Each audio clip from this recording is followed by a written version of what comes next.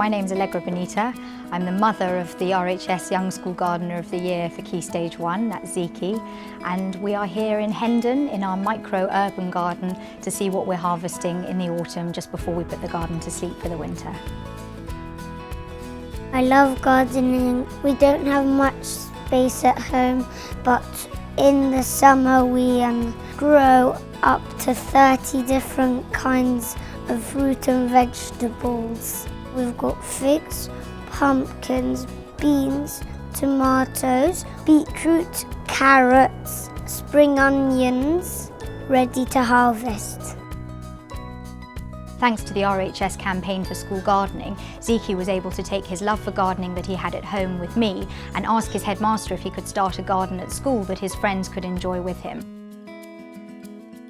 Now that he's won RHS School Gardener of the Year for Key Stage 1, we've got some lovely prize money for him, and we're going to use it, we hope, to get a little greenhouse for the school so that we can extend our growing season.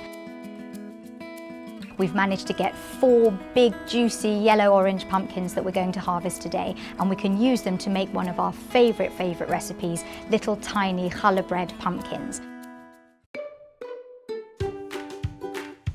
Challah is a kind of bread that we make here a lot. It's traditionally a Jewish bread, but is enjoyed by everybody.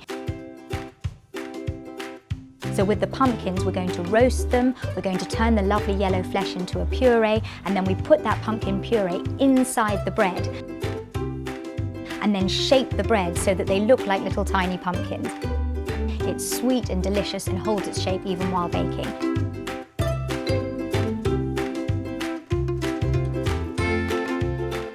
I would encourage other kids, even if they have a tiny, really space, they should still have a go to grow.